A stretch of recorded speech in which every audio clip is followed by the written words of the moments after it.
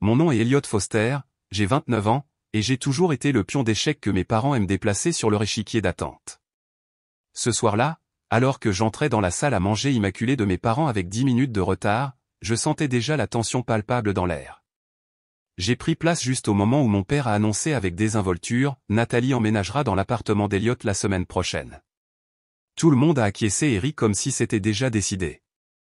Je me suis levé, j'ai tapoté la table et j'ai dit « En fait, je suis parti depuis des semaines ». Je me suis tourné vers la porte, mais je me suis figé quand ma mère a ajouté « Attends, où as-tu vécu tout ce temps ?» Avant de continuer, dites-moi d'où vous regardez et cliquez sur le bouton j'aime et s'abonner. Croyez-moi, vous voudrez rester pour voir comment ma famille a réagi lorsqu'elle a réalisé qu'elle avait perdu le contrôle. Grandir dans la famille Foster signifiait vivre selon un plan soigneusement élaboré que mes parents avaient rédigé bien avant que je puisse me forger mes propres opinions. Des vêtements que je portais aux activités auxquelles je participais, chaque décision était filtrée à travers la vision de mes parents de ce qui me rendrait heureux. Mon père, Richard, un avocat d'affaires ayant des relations dans tout Boston, et ma mère, Diana, une administratrice d'hôpital, croyaient qu'ils savaient exactement ce qui était le mieux pour moi et ma sœur cadette, Nathalie. Le problème était que ce qu'ils voulaient pour moi et ce que je voulais pour moi-même étaient deux choses totalement différentes. Je voulais étudier la photographie à l'université. Ils ont insisté pour l'administration des affaires. Je rêvais de voyager après l'obtention de mon diplôme. Ils ont organisé un stage dans le cabinet d'un ami de mon père. Chaque fois que j'essayais d'affirmer un certain contrôle sur ma propre vie, ils me rappelaient tout ce qu'ils avaient sacrifié pour subvenir à mes besoins. Nous ne pensons qu'à ton avenir, disait ma mère, sa voix portant ce ton particulier qui impliquait que ne pas être d'accord serait à la fois insensé et ingrat. Nathalie, en revanche, était l'enfant chéri. 4 ans plus jeune que moi, à 25 ans, elle avait toujours été la fille qui embrassait les conseils de nos parents. Elle a suivi leur plan sans résistance, école privée prestigieuse, éducation Ivy League, et maintenant une carrière naissante dans la finance. Alors que je luttais contre leur contrôle, elle semblait prospérer sous celui-ci, collectant leur approbation comme des badges d'honneur. Pourquoi ne peux-tu pas être plus comme ta sœur, est devenu le thème récurrent de mon adolescence et du début de l'âge adulte. Après avoir obtenu un diplôme de Dartmouth en administration des affaires que je n'ai jamais voulu, je me suis retrouvé à travailler chez Anderson et Blake Financial, une autre connexion grâce à mon père. Le travail était bien rémunéré, mais je mourais un peu chaque jour assis dans ce cubicule, à analyser des feuilles de calcul qui n'avaient aucun sens pour moi. L'appartement où j'étais censé vivre était une autre extension de leur contrôle. Lorsque j'ai eu 27 ans, mes parents m'ont aidé à trouver un endroit à Beacon Hill, un quartier chic qui reflétait l'image qu'ils voulaient projeter. Aider dans ce cas signifiait qu'ils l'ont trouvé, approuvé, versé la compte et gardé leur nom sur le bail à côté du mien. Le loyer était divisé, mais la dynamique du pouvoir était claire. Ce n'était pas vraiment mon endroit. Nous te donnons juste une longueur d'avance, avait dit mon père en me tendant les clés. La plupart des gens de ton âge ne pourraient jamais se permettre un endroit comme celui-ci. Il avait raison. Bien sûr, je ne pouvais pas me le permettre seul, ce qui créait la dépendance parfaite qu'il désirait. Chaque meuble, chaque appareil avait été sélectionné par ma mère. Même les œuvres d'art sur les murs reflétaient ses goûts, pas les miens. C'était une belle prison qui me rappelait quotidiennement que je vivais la vie de quelqu'un d'autre. Le point de rupture est survenu il y a 6 semaines. J'avais secrètement économisé de l'argent pendant des années, mettant de côté des portions de mon salaire sur un compte que mes parents ignoraient. J'avais également constitué un portfolio de mes travaux de photographie, en soumettant des projets à des galeries et des publications sous un pseudonyme pour éviter que mes parents ne le découvrent. Lorsque j'ai reçu une offre pour exposer mon travail dans une petite galerie respectée de Cambridge, j'ai su qu'il était temps. J'ai trouvé un modeste appartement d'une chambre à Jamaïca plein, un quartier que mes parents considéraient comme indigne d'eux. L'immeuble était plus ancien, l'espace plus petit, mais le loyer était quelque chose que je pouvais gérer seul. J'ai signé le bail sans rien dire à personne, et pendant 2 semaines, j'ai progressivement déménagé mes effets personnels, les choses qui comptaient vraiment pour moi, dans mon nouvel appartement. J'ai continué à aller au travail, à me présenter au dîner de famille, à maintenir la farce que tout était normal. Pour autant que mes parents le sachent, je vivais toujours dans l'appartement de Beacon Hill, suivant toujours leur plan de vie soigneusement orchestré. J'ai maintenu l'illusion en partie par lâcheté, en partie par stratégie. J'avais besoin de temps pour comprendre comment leur dire que je me libérais, et j'avais besoin de m'assurer que mon indépendance était assurée avant l'inévitable confrontation. Ce à quoi je ne m'attendais jamais, c'est qu'il prendrait des décisions concernant mon appartement, un appartement dans lequel je ne vivais plus, sans même me consulter. Mais encore une fois, cela avait été l'histoire de toute ma vie. Ce dimanche soir, je suis arrivé délibérément en retard au dîner familial bimensuel de mes parents. Ces rassemblements étaient devenus de plus en plus étouffants au fil des ans, mais les manquer complètement soulèverait trop de questions. Ma stratégie était de minimiser mon exposition, arriver après que tout le monde soit assis, partir avant que le dessert ne soit servi et maintenir des conversations superficielles pendant la brève fenêtre entre les deux.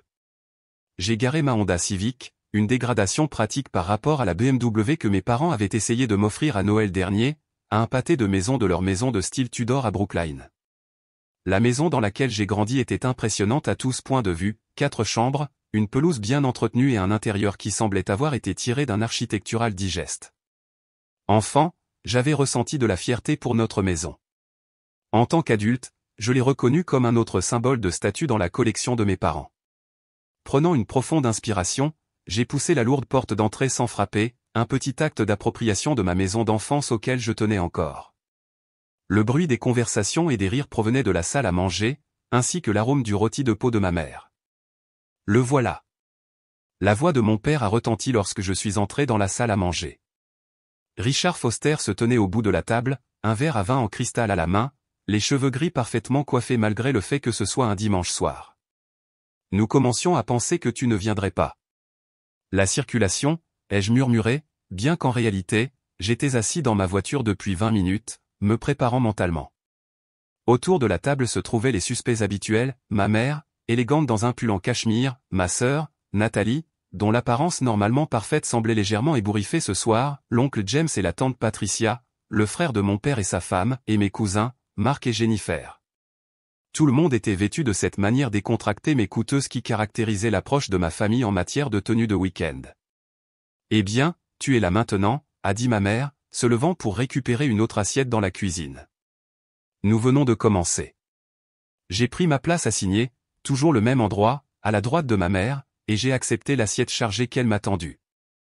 La conversation a repris comme si mon entrée n'avait été qu'une brève interruption. Comme je le disais, a continué ma tante, adressant ces mots à ma mère, l'entrepreneur a simplement refusé d'utiliser le marbre que nous avions sélectionné. Pouvez-vous imaginer ? Après que nous ayons déjà approuvé les échantillons et tout. Je me suis déconnecté, me concentrant plutôt sur la découpe de ma viande en morceaux inutilement petits. Des années de ces dîners m'avaient appris que la participation réelle était facultative tant que je maintenais l'apparence de l'attention. Elliot, la voix de mon père a interrompu mes pensées, comment vont les choses chez Anderson et Blake ? Charles a mentionné que le comte Westfield cause quelques problèmes. Charles Blake, le camarade de chambre de mon père à l'université est la raison pour laquelle j'ai mon travail. Bien sûr, il parlait de moi. Tout va bien, ai-je répondu, la réponse standard qui ne nécessitait aucune explication. Mon père fronça légèrement les sourcils. Juste et bien ?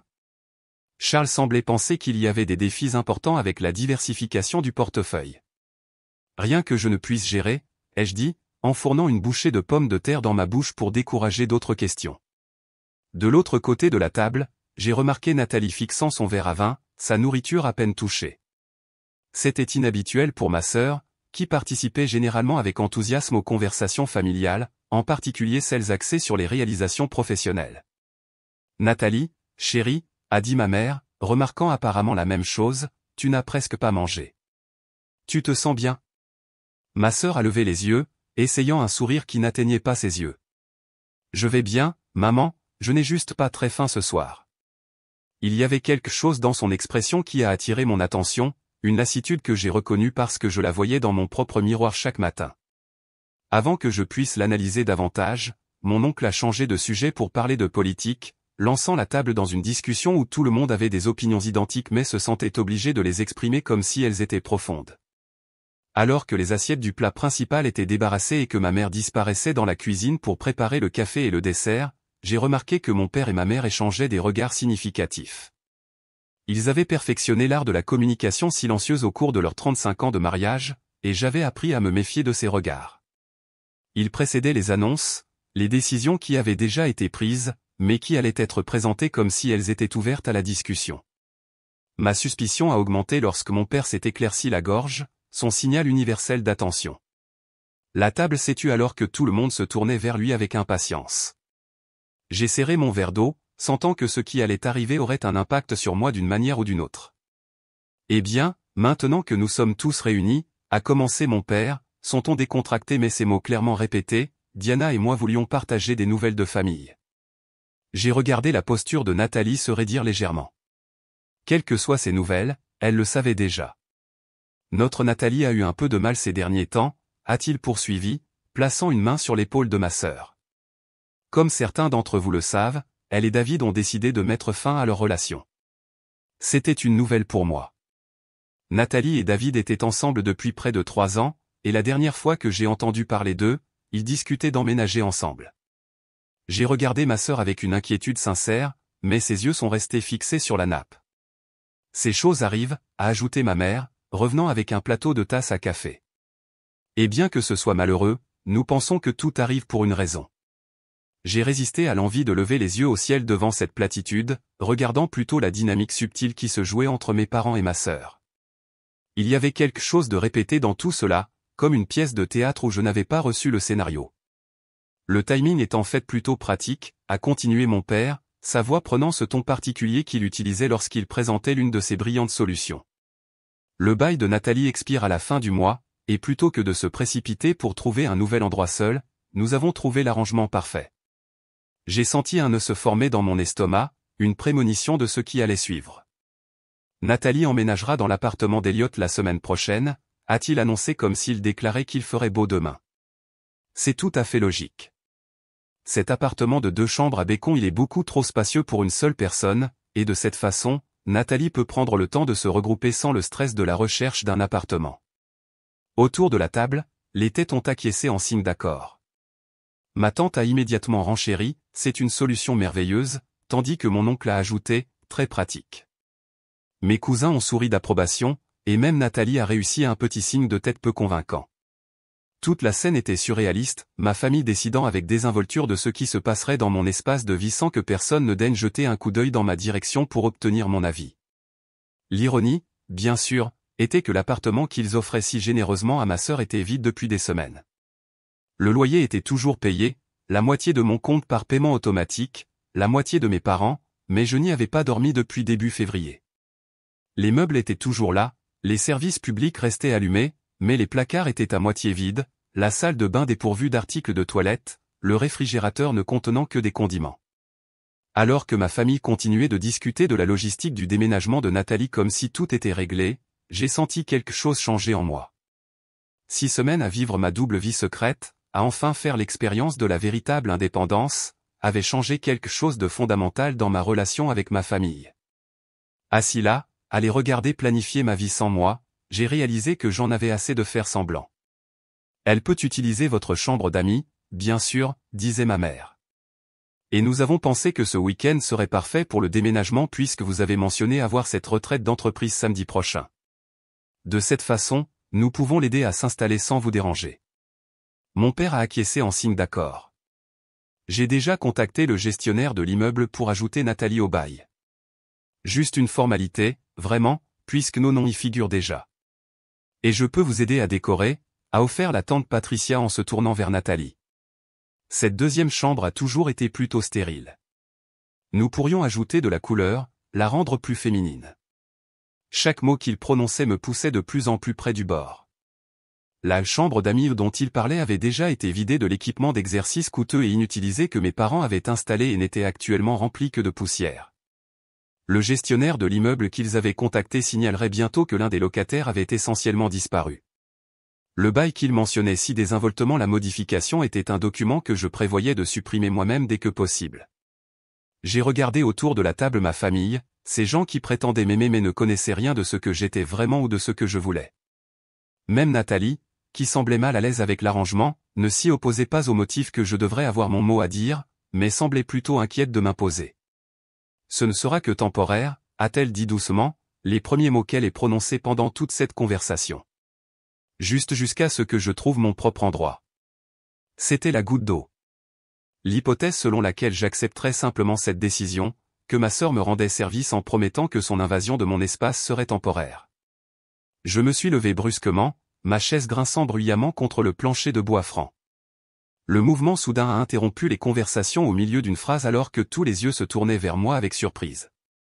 Elliot. La voix de ma mère portait un avertissement. Se lever pendant un repas était considéré comme impoli dans la famille Foster, l'une des nombreuses règles tacites que j'étais censé suivre sans poser de questions. J'ai posé les deux paumes à plat sur la table, me penchant légèrement en avant en regardant chaque membre de la famille. Le silence s'était tiré inconfortablement pendant qu'ils attendaient que je parle. En fait, ai-je dit, ma voix plus ferme que je ne l'aurais cru, je n'ai pas vécu dans cet appartement depuis 6 semaines. La déclaration est restée en suspens pendant plusieurs secondes avant que quiconque ne réagisse. Mon père a été le premier à répondre, son expression passant de la confusion à l'incrédulité. De quoi parles-tu, a-t-il exigé. Bien sûr que tu y vis. Nous avons parlé au téléphone la semaine dernière et tu étais à l'appartement. Non, je l'ai corrigé. Tu as appelé mon portable et je n'ai jamais dit où j'étais. Tu as supposé que j'étais à l'appartement. Le visage de ma mère était devenu pâle. Elliot, si c'est une blague, ce n'est pas drôle. Ce n'est pas une blague. J'ai déménagé en février. J'ai vécu ailleurs, payant mon propre loyer, prenant mes propres décisions. La table a éclaté en exclamations confuses. Ma tante et mon oncle ont échangé des regards alarmés, tandis que mes cousins ont regardé ouvertement, appréciant clairement le drame inattendu. Les yeux de Nathalie s'étaient écarquillés, son regard se levant enfin pour croiser le mien avec ce qui ressemblait à un mélange de choc et d'autre chose, de respect, peut-être ? C'est impossible, a insisté mon père, sa voix autoritaire tentant de plier la réalité à sa volonté comme il l'avait si souvent fait dans le passé. Nous l'aurions su. L'auriez-vous fait, ai-je rétorqué. Quand remonte la dernière fois où l'un d'entre vous m'a rendu visite ? Quand remonte la dernière fois où vous m'avez demandé ce que je voulais au lieu de me le dire ? Ma mère s'est levée de sa chaise maintenant, sa façade composée se fissurant légèrement. Elliot, je ne comprends pas. Où as-tu vécu ? Pourquoi quitterais-tu un si bel appartement sans rien dire à personne ? Parce que ce n'était jamais mon appartement, ai-je répondu. C'était une autre boîte dans laquelle vous m'avez mis. Une autre décision que vous avez prise pour moi. Je me suis détourné de la table, ressentant soudainement le besoin d'air, le besoin d'échapper au poids étouffant de leurs attentes et de leurs suppositions. Je me suis dirigé vers le foyer, attrapant ma veste au porte-manteau. Tu ne peux pas simplement partir au milieu du dîner, m'a crié mon père, sa voix s'élevant. Nous devons en discuter comme des adultes. Je me suis arrêté à l'entrée de la salle à manger, me retournant pour faire face à ma famille une dernière fois. C'est le problème, papa. Vous ne voulez discuter de rien. Vous voulez dicter et vous voulez que je me conforme.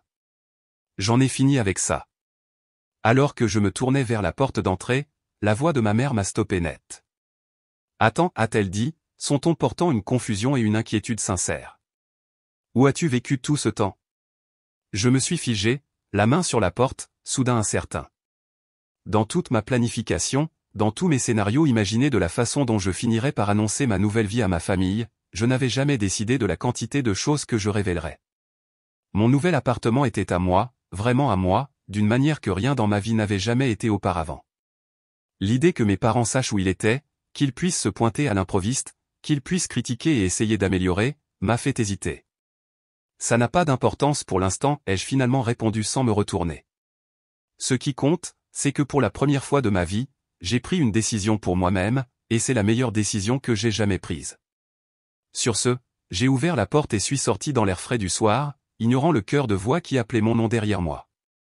J'ai fait la moitié du chemin de pierre qui mène de la porte d'entrée de mes parents à la rue quand j'ai entendu la porte s'ouvrir de nouveau derrière moi. J'ai accéléré le pas, fouillant dans ma poche pour trouver mes clés de voiture, pas prêt pour la confrontation qui allait se produire. Elliot, attends. C'était la voix de Nathalie, pas celle de mes parents. J'ai ralenti, mais je ne me suis pas arrêté complètement. Je ne veux pas parler maintenant, Nat, ai-je crié par-dessus mon épaule.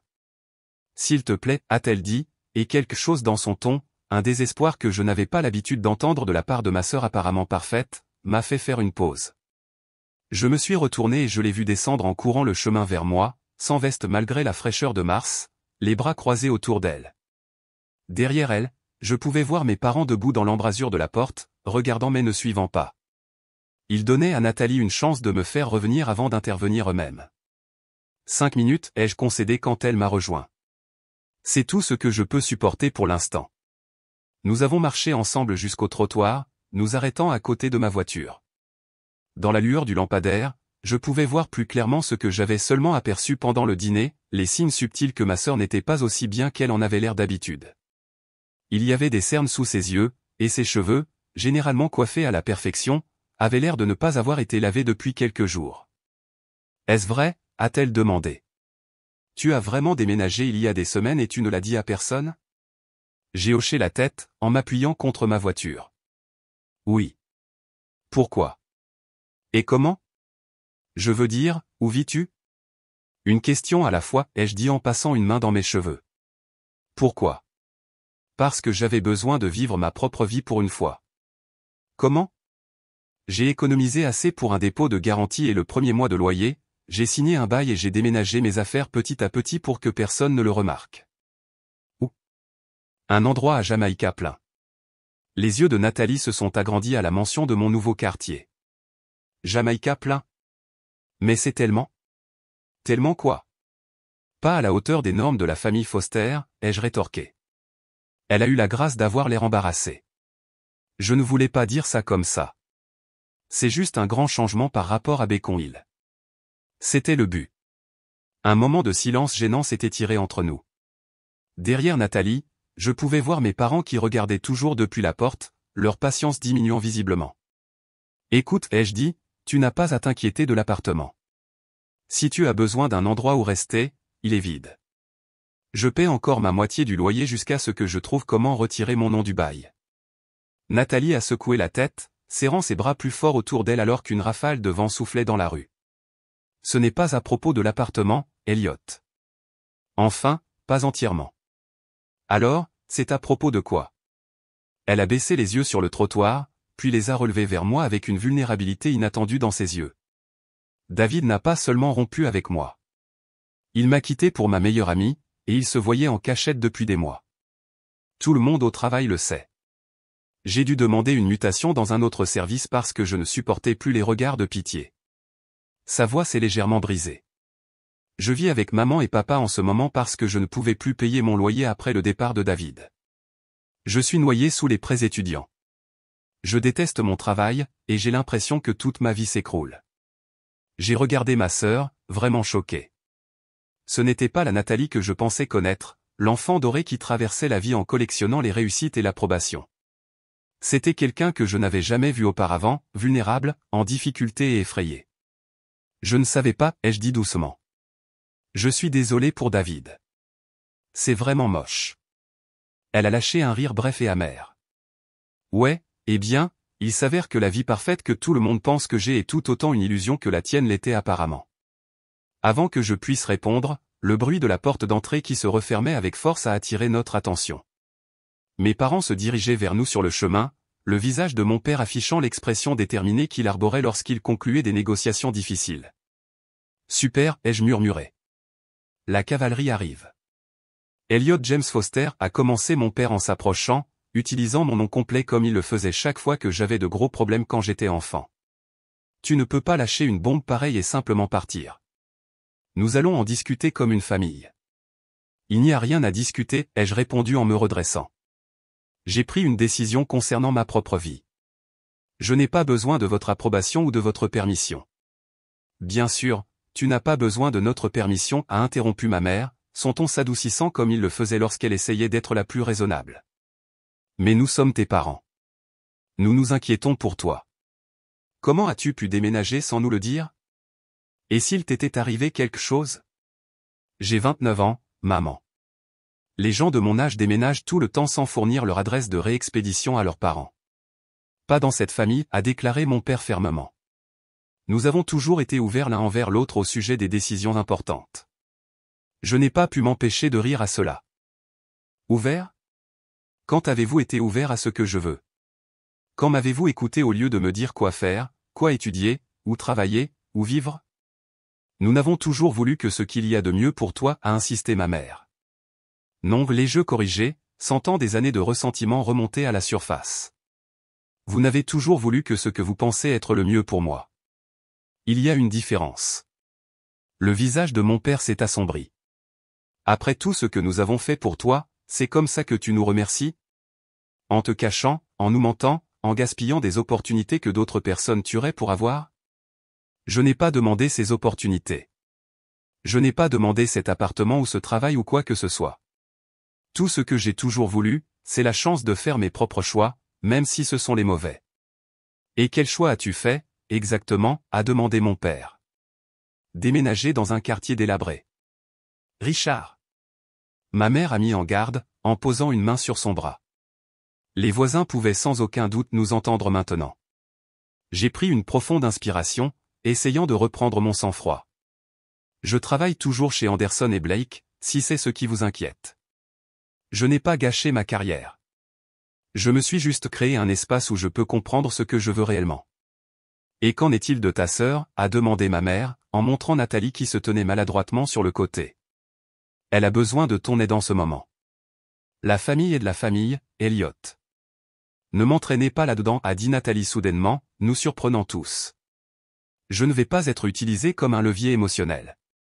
Ma mère avait l'air choquée. Nathalie, personne ne t'utilise comme un levier. Nous essayons simplement de t'aider à traverser une période difficile en prenant des décisions sur l'endroit où je vais vivre sans me consulter ni Elliot, a contesté Nathalie. Ce n'est pas de l'aide, maman. C'est du contrôle. J'ai regardé ma sœur avec étonnement. De toutes nos années à grandir ensemble, je ne l'avais jamais entendu contredire ouvertement nos parents comme ça. L'expression de mon père est passée de la colère à la confusion alors qu'il nous regardait tour à tour. Pour la première fois dans ma mémoire, il semblait à court de mots. Écoutez, ai-je dit, saisissant l'occasion, j'ai besoin de temps. J'ai besoin d'espace pour comprendre les choses à ma manière. Je ne vous coupe pas les ponts, mais je fixe des limites. Des limites? Mon père a répété le mot comme s'il lui était étranger. Depuis quand les familles ont-elles besoin de limites? Depuis toujours, ai-je répondu. Vous ne nous en avez jamais laissé avoir. Nous sommes restés tous les quatre là, sur le trottoir, la nuit se faisant de plus en plus froide autour de nous, des décennies de dynamique familiale se déplaçant sous nos pieds comme des plaques tectoniques. Je pouvais voir mes parents se débattre pour comprendre ce qui se passait, pour comprendre comment ils avaient si complètement perdu le contrôle du récit. Je devrais y aller, ai-je dit finalement, en sortant mes clés de voiture de ma poche. Nous pourrons en reparler quand tout le monde sera plus calme. Elliot, a commencé ma mère, sa voix prenant le ton blessé qui m'avait si souvent culpabilisé dans le passé, s'il te plaît, ne pars pas comme ça. Reviens à l'intérieur. Nous pouvons arranger ça. Pendant un instant, j'ai senti l'attraction familière, le désir de maintenir la paix, d'éviter de les décevoir, de retomber dans les anciens schémas. Mais ensuite, j'ai pensé à mon petit appartement de l'autre côté de la ville, avec ses meubles dépareillés et ses murs couverts de mes propres photographies. J'ai pensé à la liberté que j'avais ressentie ces 6 dernières semaines, en prenant mes propres décisions sans chercher l'approbation de personne. Pas ce soir, ai-je dit fermement. J'appellerai demain. J'ai déverrouillé la portière de ma voiture et j'ai regardé Nathalie. Si tu veux parler davantage de tout ça, appelle-moi. On peut se retrouver quelque part. Elle a hoché la tête, me faisant un petit sourire triste. J'aimerais bien. Avec un dernier regard à mes parents, le visage de mon père figé dans la pierre, les yeux de ma mère remplis de larmes, je suis monté dans ma voiture et je suis parti, les regardant rapetisser dans mon rétroviseur jusqu'à ce que je tourne au coin de la rue et qu'ils disparaissent de ma vue. Le trajet de retour à Jamaïca plein m'a donné le temps de réfléchir à ce qui venait de se passer. Alors que je naviguais dans les rues familières de Boston, j'ai ressenti un mélange complexe d'émotions, la libération d'avoir enfin tenu tête à mes parents, la culpabilité face à la douleur que j'avais vue dans les yeux de ma mère et la surprise du soutien inattendu de Nathalie. Au moment où je me suis garé sur le petit parking derrière mon immeuble, mes mains avaient cessé de trembler, mais mon esprit était toujours en ébullition.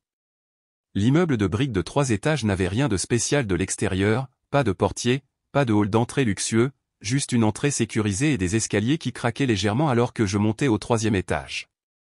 J'ai déverrouillé la porte de l'appartement 3C et je suis entré, sentant immédiatement la tension dans mes épaules s'apaiser. Cet endroit, aussi modeste soit-il, était devenu mon sanctuaire au cours des 6 dernières semaines. L'appartement était petit, avec un salon et une cuisine combinés, une chambre juste assez grande pour un lit queen size et une salle de bain avec une plomberie capricieuse. Mais chaque centimètre était à moi, rempli de choses que j'avais choisies. Les murs, autrefois d'un blanc immaculé, affichait maintenant mes photographies, des paysages, des scènes urbaines et des portraits que j'avais pris au fil des ans. Le mobilier était un mélange de pièces d'occasion que j'avais trouvées dans des friperies et de quelques articles que j'avais apportés de l'appartement de Bacon Hill qui m'appartenait réellement.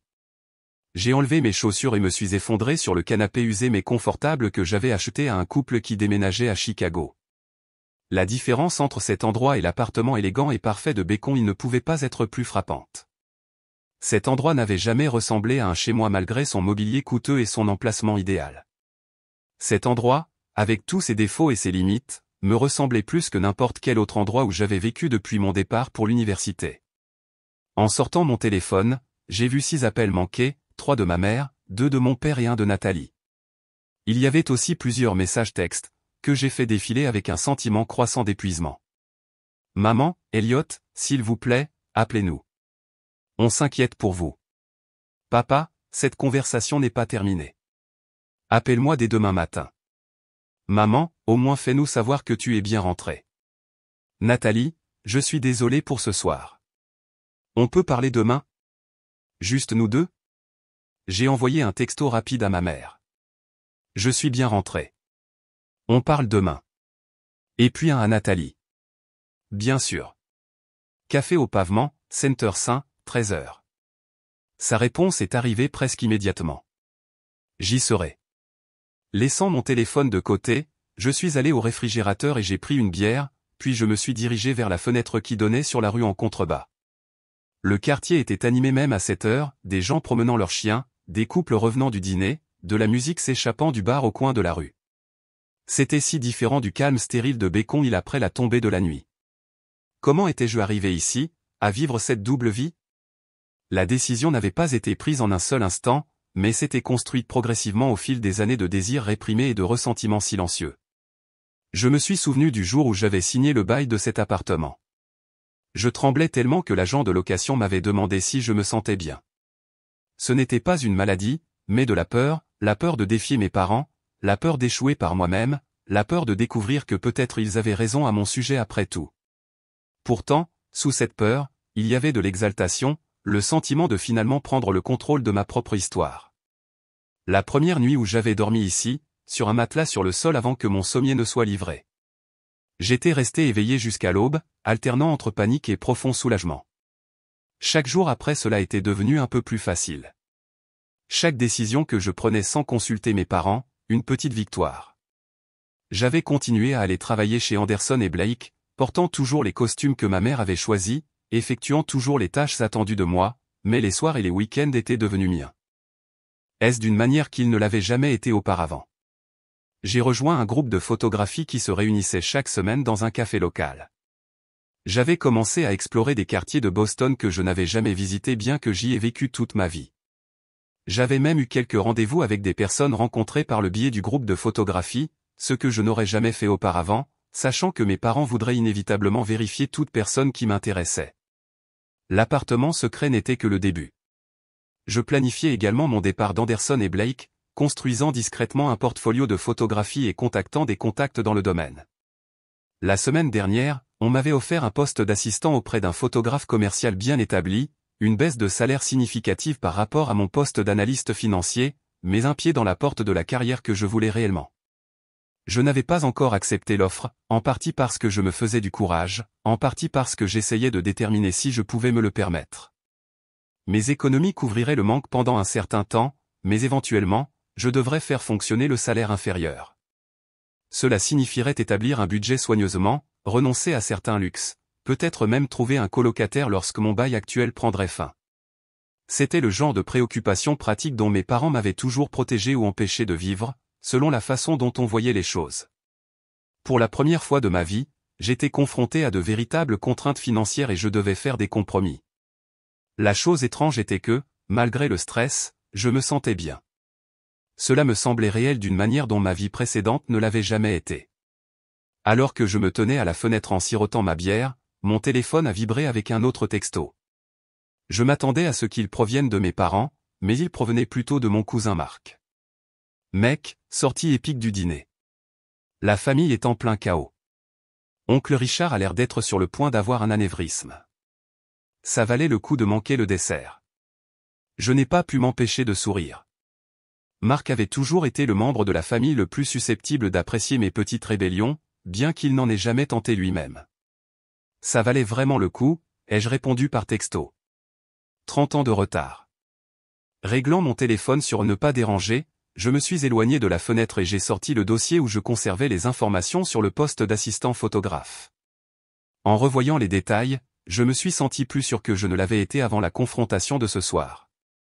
Le fait de finalement tenir tête à mes parents, de voir le choc sur leur visage lorsqu'ils ont réalisé qu'ils ne savaient pas tout de ma vie, avait renforcé ma détermination. J'avais passé tant d'années à les laisser tracer ma route, à prendre mes décisions, à définir mon succès. L'appartement à Jamaïca plein n'était que le début. Si je voulais vraiment construire une vie qui m'appartienne, je devais être prêt à les décevoir encore plus que je ne l'avais déjà fait.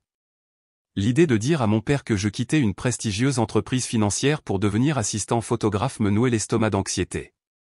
Je pouvais déjà entendre ses commentaires dédaigneux, voir le froncement de sourcils inquiet de ma mère, mais je pouvais aussi me rappeler le sentiment que j'avais eu plus tôt ce soir, en tenant bon sur ce trottoir, en exprimant enfin ma vérité après des années de conformité silencieuse. La liberté, il s'est avéré, était terrifiante, mais elle était aussi enivrante. Demain, je rencontrerai Nathalie et j'écouterai ce qu'elle avait à dire. Je devrais éventuellement affronter à nouveau mes parents et naviguer dans la nouvelle dynamique qui émergeait entre nous. Mais ce soir, dans ce petit appartement qui représentait mon premier véritable acte d'indépendance, je me suis permis de ressentir quelque chose que je n'avais pas vécu depuis très longtemps, la fierté de mes propres choix, indépendamment de l'approbation de quiconque. Le pavement Coffee House de Center Street était animé par l'activité du dimanche après-midi lorsque je suis arrivé peu avant 13 heures. J'ai trouvé une petite table dans le coin et j'ai commandé un café noir, vérifiant nerveusement mon téléphone toutes les quelques minutes. Après les bouleversements émotionnels de la nuit dernière, je n'étais pas tout à fait sûr que Nathalie se présenterait. À 5 minutes après 13 heures, au moment où j'envisageais de lui envoyer un texto, la porte s'est ouverte et ma sœur est entrée. Elle avait l'air plus soignée que la nuit précédente, cheveux soigneusement coiffés, maquillage appliqué avec soin, mais je pouvais encore voir les signes de tension autour de ses yeux. Elle m'a repéré et s'est frayé un chemin à travers le café bondé. « Désolé pour le retard, dit-elle, posant son sac à main de créateur sur la chaise vide entre nous. Maman et papa me faisaient un interrogatoire sur l'endroit où j'allais. Tu leur as dit que je te rencontrais ? J'ai demandé en enlevant son manteau. Non, admit-elle. J'ai dit que je rencontrais un ami du travail. J'avais l'impression d'avoir besoin d'un terrain neutre pour cette conversation. J'ai hoché la tête, comprenant parfaitement. Tu veux quelque chose à boire ? Le latte à la lavande est étonnamment bon. Juste un americano, merci. Je me suis levé pour passer sa commande, nous donnant à toutes les deux un moment pour reprendre nos esprits. Quand je suis revenu avec son café, Nathalie regardait par la fenêtre, son expression distante. Alors, dis-je, me glissant à nouveau sur mon siège. La nuit dernière était intense. Elle se tourna vers moi avec un petit sourire triste. C'est une façon de le dire. Après ton départ, c'était comme si une bombe avait explosé. Maman a pleuré. Papa a arpenté et vociféré. Et le reste de la famille a trouvé des excuses maladroites pour partir le plus rapidement possible. Je suis désolé que tu aies dû gérer les retombées. Elle haussa les épaules. Ce n'était pas ta faute. En fait, c'était rafraîchissant d'une manière bizarre. Je ne les ai jamais vus aussi complètement déstabilisés. Nous avons siroté nos cafés en silence pendant un moment, le bruit ambiant du café créant une bulle d'intimité autour de notre table. Je pensais ce que je t'ai dit la nuit dernière, dit finalement Nathalie, à propos de David et du travail et du sentiment que tout s'effondre. Je n'ai été honnête avec personne sur la gravité de la situation. Pas même maman et papa. Surtout pas maman et papa. Elle remua son café distraitement. Ils m'ont toujours vu comme celle qui réussit, celle qui a tout compris. Je ne pouvais pas supporter de les décevoir. L'ironie ne m'a pas échappé. Alors, pendant que je faisais semblant de vivre toujours dans cet appartement, tu faisais semblant que ta vie était parfaite. À peu près. Elle croisa mon regard directement. Nous nous ressemblons plus que je ne le pensais. Je me suis adossé à ma chaise, regardant vraiment ma sœur pour la première fois depuis des années peut-être. En grandissant, j'avais toujours vu Nathalie comme une extension de nos parents, leur création parfaite, leur sujet consentant. Il ne m'était jamais venu à l'esprit qu'elle puisse être aux prises avec sa propre version des mêmes pressions auxquelles j'avais été confronté. Pourquoi as-tu déménagé, demanda-t-elle. Vraiment? J'ai examiné la question attentivement. Parce que j'avais besoin de savoir qui je suis sans leur influence. Parce que j'ai tout fait sous le poids de leurs attentes. Parce que chaque décision que j'ai jamais prise a été façonnée par ce qu'ils voulaient, pas ce que je voulais. Et que veux-tu? Être photographe? J'ai dit les mots, venant facilement maintenant que je les avais prononcés à voix haute pour moi-même à plusieurs reprises. On m'a offert un poste d'assistant chez Martin Reeves. Les sourcils de Nathalie se sont levés. Le photographe commercial? Celui qui prend des photos pour toutes ces grandes marques. J'ai hoché la tête. C'est de niveau débutant et le salaire est terrible par rapport à ce que je gagne maintenant, mais c'est ce que j'ai toujours voulu faire. L'as-tu accepté? Pas encore. Je me fais toujours du courage. Elle sourit, un sourire sincère qui atteignit ses yeux. C'est incroyable, Elliot. Je n'avais aucune idée que tu étais intéressé par la photographie. Il y a beaucoup de choses que nous ne savons pas l'un de l'autre, dis-je. Nous avons vécu comme les personnes que nos parents voulaient que nous soyons pendant si longtemps que nous n'avons jamais vraiment appris à savoir qui nous sommes réellement. Nathalie baissa les yeux sur sa tasse de café. Je déteste la finance, dit-elle doucement. Je l'ai toujours détesté. Je l'ai choisi parce que papa a dit que c'était un bon domaine pour quelqu'un avec mes compétences analytiques et maman a dit que la stabilité serait importante quand j'aurais des enfants un jour. Que aurais-tu choisi à la place? Elle hésita comme si elle partageait un secret profondément gardé. L'éducation. Je voulais enseigner à l'école primaire. Je n'ai pas pu cacher ma surprise. Vraiment? Tu n'as jamais mentionné ça. Parce que je savais ce qu'il dirait, que ça ne paie pas assez, que je gaspillerais mon potentiel, que n'importe qui peut être enseignant. Elle soupira. Alors je n'en ai jamais parlé. J'ai juste suivi leur plan, comme je l'ai toujours fait, jusqu'à maintenant. Jusqu'à maintenant, ai-je suggéré. Elle croisa mon regard, la détermination remplaçant lentement la résignation dans ses yeux. Peut-être que te voir simplement partir la nuit dernière, leur tenir tête comme ça. Cela m'a fait me demander si je pouvais faire de même. Tu peux, lui assurai-je. C'est terrifiant, mais aussi incroyable. Tu me montrerais, demanda-t-elle soudainement. Ton nouvel endroit, je veux dire. Je veux voir où tu as vécu. La demande me surprit, mais je me suis retrouvé à hocher la tête. Bien sûr, si tu veux. Ce n'est rien d'extraordinaire, cependant. Pas comme ce à quoi tu es habitué. C'est exactement pourquoi je veux le voir. 20 minutes plus tard, nous avons gravi les escaliers grinçants jusqu'à mon appartement au 3e étage. J'ai ressenti une étrange nervosité en ouvrant la porte. C'était la première fois que j'invitais un membre de ma famille dans cet espace qui représentait mon indépendance. Nathalie entra et regarda autour d'elle lentement, observant les dimensions modestes, les meubles dépareillés, les photographies sur les murs. J'ai attendu le jugement, les commentaires polis mais dédaigneux que notre mère aurait pu faire. Au lieu de cela, elle se dirigea vers le mur où mes plus grands tirages étaient exposés, une série de paysages urbains en noir et blanc montrant des quartiers de Boston rarement présentés sur les cartes postales. « Ce sont les tiens ?» demanda-t-elle, examinant une photographie d'un vieil homme jouant aux échecs dans le parc. « Ouais, admis-je.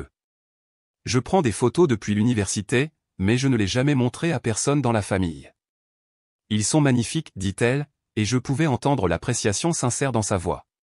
Tu as vraiment du talent, Elliot.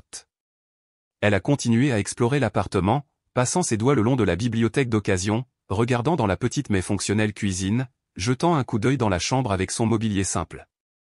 C'est tellement, toi, dit-elle finalement, se tournant vers moi avec une expression que je ne pouvais pas tout à fait déchiffrer. Je sais que ça a l'air bizarre puisque je ne te connais apparemment pas très bien, mais cet endroit est bien. Il est honnête. C'est exactement pourquoi je l'aime, lui dis-je. Ce n'est pas parfait ou impressionnant. C'est juste le mien. Nathalie s'affala sur mon canapé, ayant l'air soudainement dépassée. Je ne sais même pas à quoi ressemblerait le mien. Je n'ai jamais rien eu qui n'ait été choisi ou approuvé par eux. Je me suis assis à côté d'elle. Ça prend du temps. Je suis encore en train de comprendre moi-même. Comment as-tu fait, demanda-t-elle. Pratiquement, je veux dire, trouver cet endroit, déménager, le garder secret. J'ai expliqué le processus, le compte d'épargne secret, la recherche minutieuse des quartiers que je pouvais réellement me permettre, le déplacement progressif des biens pour que personne ne le remarque.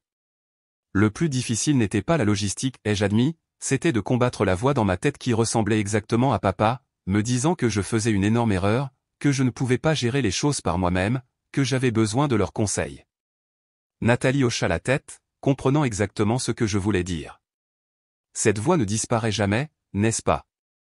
Elle devient plus silencieuse, lui assurai-je. Chaque fois que je prends une décision pour moi-même et que le monde ne s'effondre pas, elle perd un peu de son pouvoir. Nous nous sommes assis en silence complice pendant un moment, le soleil de l'après-midi projetant de longues ombres sur le sol de mon appartement. Je ne veux pas emménager dans cet endroit de Bécon, dit finalement Nathalie. Je n'ai jamais voulu. C'était la solution de maman et papa, pas la mienne. Que veux-tu, demandai-je, reprenant sa question précédente à mon égard. Elle prit une profonde inspiration. Je veux sortir de leur contrôle, comme tu l'as fait. Je veux savoir qui je suis quand je ne suis pas la fille parfaite. Je veux. Elle hésita, puis continua avec une conviction croissante, je veux démissionner de mon travail et postuler à des programmes d'éducation pour le semestre d'automne. Je n'ai pas pu m'empêcher de sourire face à la détermination dans sa voix. Alors c'est ce que tu devrais faire. Ce ne sera pas facile, dit-elle. Ils se battront encore plus fort contre ça qu'ils ne se battent contre ton indépendance. Tu as toujours été le rebelle. Ils s'attendent presque à ça de ta part. Mais moi, je suis censé être la gentille, celle qui valide toutes leurs décisions parentales. Tu n'es pas obligé de le faire seul, lui dis-je. Nous pouvons présenter un front uni. Elle me regarda avec surprise. Tu ferais ça? Après toutes ces années où j'ai été leur enfant parfait pendant que tu recevais toutes les critiques? J'ai haussé les épaules. Tu es ma sœur. Et il s'avère que nous menons la même bataille, juste de différentes manières. Les yeux de Nathalie se remplirent de larmes, et elle les essuya rapidement. J'ai été une sœur terrible pour toi, n'est-ce pas? Toujours de leur côté, ne te défendant jamais. Nous jouions tous les deux simplement les rôles qui nous étaient donnés, dis-je. Mais nous ne sommes plus obligés de le faire, hocha-t-elle la tête, une nouvelle détermination s'installant sur ses traits. Alors, que faisons-nous maintenant? Convoquer une réunion de famille? Écrire un manifeste? Nous enfuir et changer de nom? J'ai ri. Peut-être quelque chose d'un peu moins dramatique. Que dirais-tu de commencer par être honnête avec eux, et les unes avec les autres? Honnêteté, a-t-elle répété le mot comme pour le tester. Ce serait certainement un changement pour cette famille. Il est temps, ai-je dit. Nous sommes adultes. Nous pouvons décider qui nous voulons être et comment nous voulons vivre. Ils n'aimeront pas ça, mais ils devront l'accepter, éventuellement. Ou pas, a ajouté Nathalie avec pragmatisme. Nous devons aussi être préparés à cette éventualité. Elle avait raison. Bien sûr, il n'y avait aucune garantie que nos parents accepteraient un jour véritablement nos choix ou respecteraient notre indépendance. Cette pensée était douloureuse, mais aussi clarifiante. Nos vies ne pouvaient plus dépendre de leur approbation. On s'en sortira, ai-je dit avec plus d'assurance que je n'en ressentais réellement. Ensemble. Nathalie a souri, un sourire sincère qui me rappelait quand nous étions enfants, avant que les attentes et la compétition ne s'interposent entre nous. Ensemble, a-t-elle acquiescé. À partir de demain. Le samedi suivant, Nathalie et moi nous tenions côte à côte sur le porche de la maison de nos parents, toutes les deux luttant contre l'envie de faire demi-tour et de partir avant de sonner. On pourrait encore faire marche arrière, a murmuré Nathalie, lissant nerveusement sa jupe. Faire comme si cette semaine ne s'était jamais passée, retourner à nos rôles assignés. J'ai secoué la tête. Pas de retour en arrière possible maintenant. De plus, tu as déjà donné ta démission à ton travail. Difficile de désonner cette cloche. Elle a grimacé. Ne me le rappelle pas. Je n'arrive toujours pas à croire que j'ai fait ça. Je suis fier de toi, lui ai-je dit, et je le pensais. Dans les jours qui ont suivi notre conversation au café, Nathalie avait fait preuve d'une détermination que je ne lui avais jamais vue auparavant.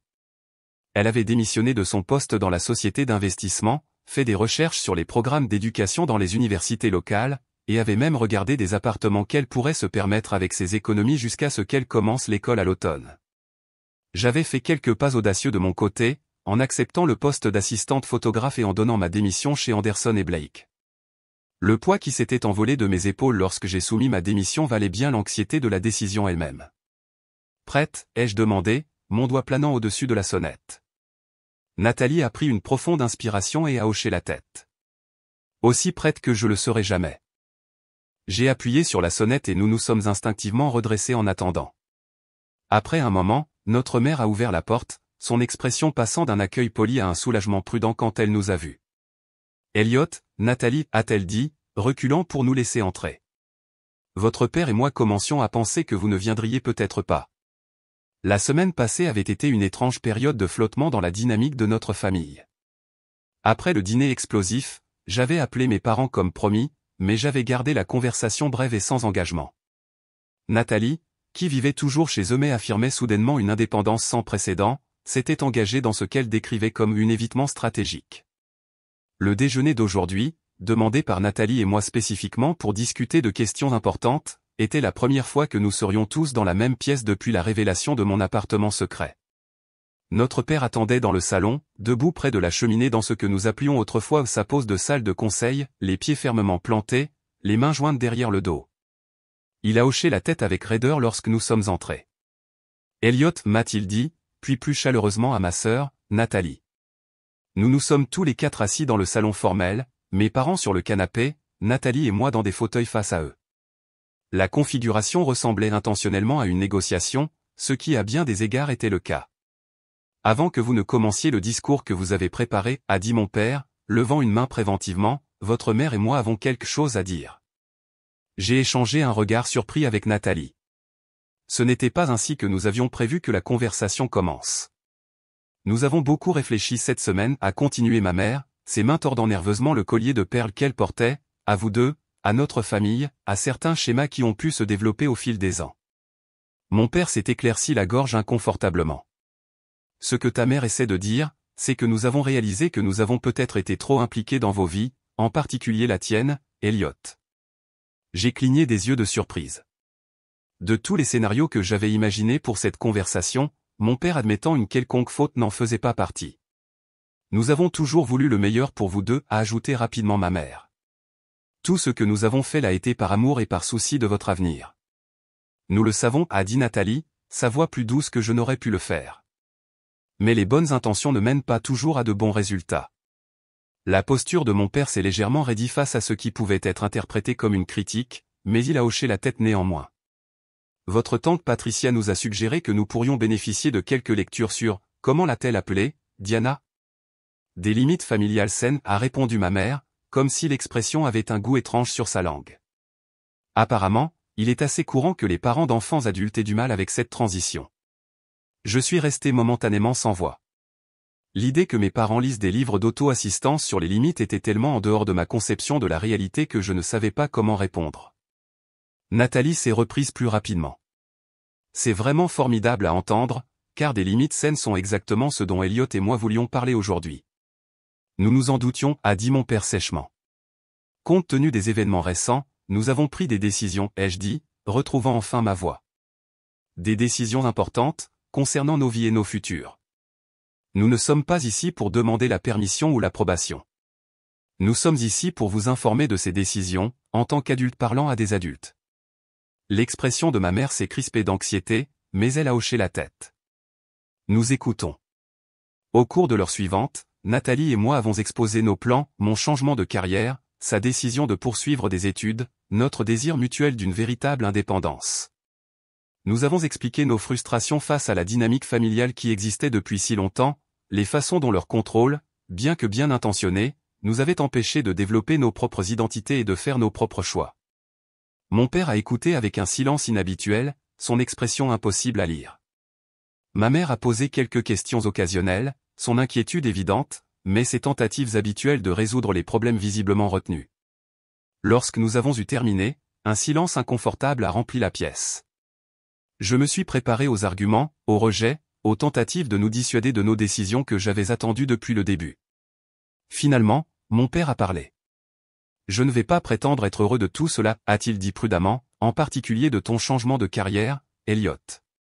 Je pense que tu fais une erreur que tu pourrais regretter lorsque tu auras du mal à payer tes factures avec un salaire de photographe. J'ai ouvert la bouche pour défendre mon choix, mais il a levé une main. Cependant, a-t-il continué, je commence à comprendre que vous devez faire vos propres erreurs. Vous deux. Et peut-être que ce ne seront pas du tout des erreurs. Peut-être que ce seront les bons choix pour vous, même si ce ne sont pas les choix que nous aurions faits. J'ai senti quelque chose se détendre dans ma poitrine. Pas exactement une acceptation, mais une ouverture, une possibilité qui n'avait pas existé auparavant. Nous aimerions vous aider, a ajouté ma mère, se penchant en avant. Pas vous contrôler, mais vous soutenir. Il y a une différence, bien que j'admette que nous ne l'ayons pas toujours reconnue. Nathalie et moi avons échangé des regards sceptiques. De quel genre de soutien parlez-vous, a-t-elle demandé prudemment. Financier, si vous en avez besoin, a dit mon père. Des conseils lorsque vous les demandez. Un filet de sécurité si les choses ne se passent pas comme vous l'espérez. Mais sans condition, sans attente. C'est généreux, ai-je dit lentement, cherchant le piège. Mais je ne suis pas sûr que l'un de nous se sente à l'aise d'accepter une aide financière pour le moment. Il est trop facile de retomber dans de vieux schémas. Mon père a hoché la tête, semblant légèrement déçu mais pas surpris. L'offre tient toujours lorsque vous serez prêt. En attendant, peut-être pourrions-nous commencer par quelque chose de plus simple. Comme quoi, a demandé Nathalie. Comme un dîner, a suggéré ma mère. Une fois par mois au lieu de toutes les 2 semaines. Pas de famille élargie. Pas de pression. Juste nous 4 apprenant à nous connaître en tant qu'adultes que nous sommes tous.